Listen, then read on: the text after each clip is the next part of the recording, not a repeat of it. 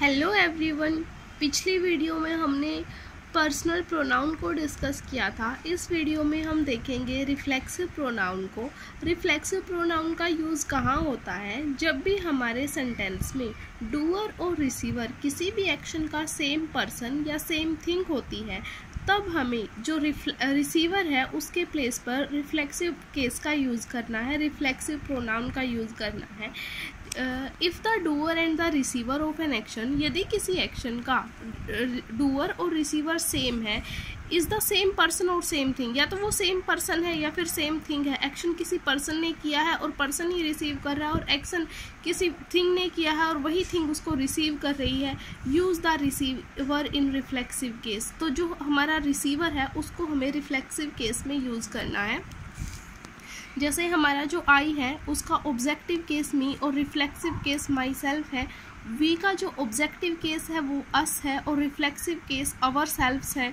You का reflexive case you, objective case you, और reflexive case अगर हम सिंगुलर की बात करें तो यूअर सेल्फ, और अगर प्लूरल की बात करें तो यूअर सेल्फ्स है। ही के लिए objective case him, reflexive case himself. She के लिए हर और हर सेल्फ। इट के लिए इट और इट सेल्फ, और दे के लिए देम और देम सेल्फ्स होता है। आगे हैं कुछ सेंटेंसेस। हम इन सेंटेंसेस के थ्रू इसको समझ लेते हैं। पहले हम इन सेंटेंसेस को ब्रेक करेंगे। जो सब्जेक्ट है वो है कैमल। एडेप्ट्स है वर्ब। एडेप्ट्स का मीन होता है ढालना किसी सिचुएशन के अकॉर्डिंग। इट, इसको हम बाद में देखेंगे। टू क्या है? प्रीपोजिशन है। क्लाइमेट टू प्रीपोजिशन का ऑब्जेक्ट है। ऑफ भी प्रीपोजिशन है और डेजर्ट ऑफ प्रीपोजिशन का ऑब्जेक्ट है। अगर इस सेंटेंस के वे से देखें तो जो इट है वो इस वर्ब के लिए ऑब्जेक्ट का काम करेगा। अब देखिए इसमें क्या किया कि ऊंट ने अपने आप को ढाला है।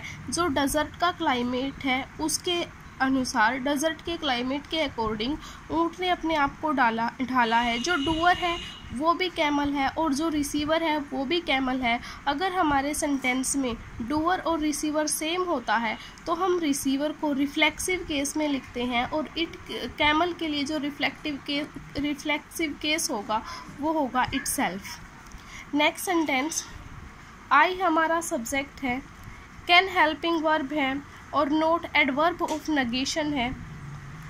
पुट हमारी मेन वर्ब है। मी ऑब्जेक्ट है। इन प्रीपोजिशन है। डेंजर क्या है? इन प्रीपोजिशन का ऑब्जेक्ट है। फॉर फिर से प्रीपोजिशन है, और जो यू है वो फॉर प्रीपोजिशन का ऑब्जेक्ट है। एज कंजंक्शन है। आई हमारा सब्जेक्ट नंबर 2 है। हार्डली क्या है? एडवर्ब है। कौन सी एडवर्ब है ये आप बताएंगे। नो हमारी वर्ब नंबर 2 है, और यू क्या है? ऑब्जेक्ट है। अब इस सेंटेंस का मीनिंग क्या है? I can't put me in danger, मैं खुद को खतरे में नहीं डाल सकती। फॉर यू तुम्हारे लिए। As I hardly know you, क्योंकि मैं तुम्हें बहुत कम जानती हूँ। हार्डली का मीन्स होता है न के बराबर जानती हूँ।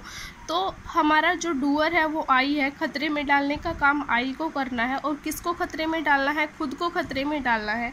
डूअर और रिसीवर सेम है, और ऐसे सेंटेंसेस जहाँ डूअर और रिसीवर सेम होते हैं तो हम रिसीवर को रिफ्लेक्सिव केस में लिखते हैं, और इसका जो रिफ्लेक्सिव केस होगा वो क्या होगा? माई सेल्फ होगा। नेक्स्ट सेंटेंस देखिए, put you in place and then you can understand my problem.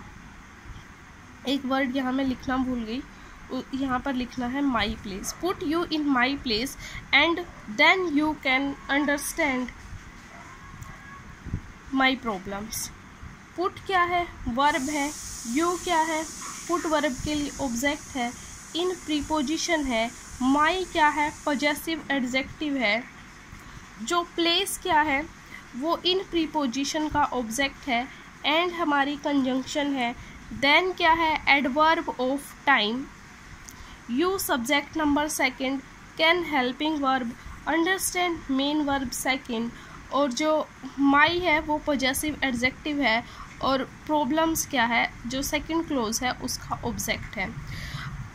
इसका मीनिंग देख लेते हैं। Put you in my place, खुद को आप जो किसी को बोल रहे हो कि आप अपने आप को मेरी जगह रखो, and then you can understand my problems, कि तब आप मेरी प्रॉब्लम्स को समझेंगे।